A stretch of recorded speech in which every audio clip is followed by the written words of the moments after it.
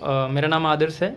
मैं अभी university of Lucknow के डिपार्टमेंट ऑफ पॉलिटिकल साइंस से पीएचडी कर रहा हूँ। मेरा मास्टर्स जेएनयू से हुआ है और जैसा कि अभी रिसेंट में डेट्स अनाउंस हुई हैं पीएचडी इंटरव्यूज़ की, तो मुझे बोला गया है कि मैं अपना एक्सपीरियंस शेयर करूं और प्रपोज़ल के रिगार्डिंग और इंटरव्यूज़ के रिगार्डिंग इन जनरल मैं कुछ भी जो बता सकूं जो आपके लिए फ़ायदेमंद हो, तो उस पर बोलूँ। तो पहली बात तो ये कि आपको अग्रिम शुभकामनाएं और बधाई कि आपका इंटरव्यू कॉल आया हुआ है यहाँ पे। दूसरी बात ये कि कोशिश कीजिएगा कि इंडो पैसिफिक और पंचायती राज इंस्टीट्यूशंस इन दोनों टॉपिक्स पे प्रपोज़ल ना बनाएं तो ज़्यादा बेहतर होगा।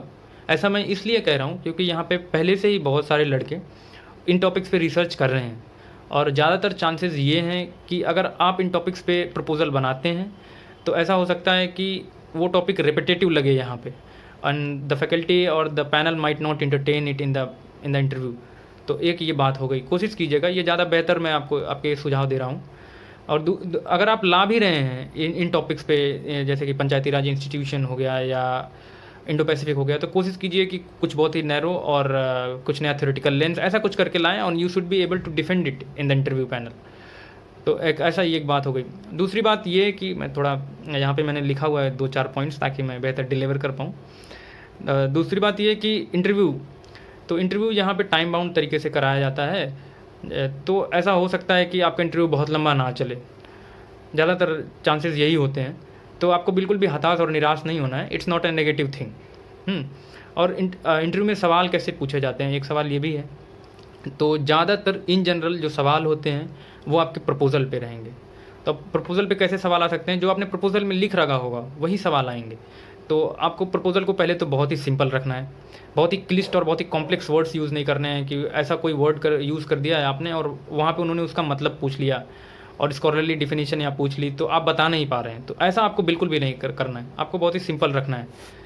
तो एक बात ये हो गई। और दूसरी बात, जैसे प्रपोज़ल आप जब बनाते हैं तो उसमें कुछ सेक्शंस होते हैं जो कि बहुत ही इंपॉर्टेंट होते हैं, जैसे कि लिटरेचर रिव्यू का सेक्शन हो गया, ऑब्जेक्टिव हो गया, आपका रिसर्च क्वेश्चन हो गए, और आपका जैसे कि मेथोडोलॉजी हो गया। यहाँ पे खास करके मेथोडोलॉजी पे ज़्यादा सवाल, मेरा जो एक्सपीरियंस रहा है तो मुझसे मेथोडोलॉजी पे बहुत ज़्यादा सवाल पूछे गए थे। तो अगर आप मेथोडोलॉजी में कुछ भी लिख रखा है आपने तो उसको आप अच्छे से डिफेंड और डिफ़ाइन कर पाइए पैनल में, तो बहुत ही अच्छी बात, पहले से वेल प्रिपेयर्ड रहिए। जैसे कि अगर आपने लिख रखा है मिक्स मेथड, तो आपको पता रहना चाहिए कि मिक्स मेथड क्या होता है and how it is different from qualitative and quantitative both.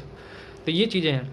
और जैसे कि आपसे ये भी पूछा जा सकता है कि आप डाटा कलेक्ट कैसे करेंगे, व्हाट आर योर सोर्सेज। तो ये सारी चीज़ें पहले से वेल प्रिपेयर्ड रखिए आप।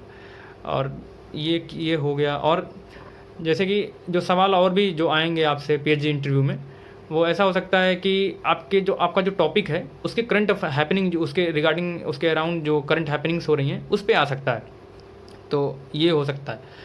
और जहाँ तक लिटरेचर रिव्यू की बात रही, तो वो जैसा कि आपका टॉपिक समझिए इंडो पैसिफिक है, तो वो पूछेंगे कि आपने किन किन ऑथर्स को पढ़ रखा है इंडो पैसिफिक। तो you should be able to mention कि जो कोर ऑथर्स हैं, जैसे कि रोरी मेटकाल्फ हो गए, जैसे कि बड़े बड़े जो ऑथर्स हैं, जो कोर ऑथर्स होते हैं किसी स्टडी के, जैसे कास्ट पे आप लेके आ रहे हैं तो आपको पता रहना चाहिए कि इस ऑथर ने इस चीज़ के बारे में लिखा हुआ है, ये बहुत ही रिनाउंड ऑथर है, ये कोर ऑथर है वहाँ का।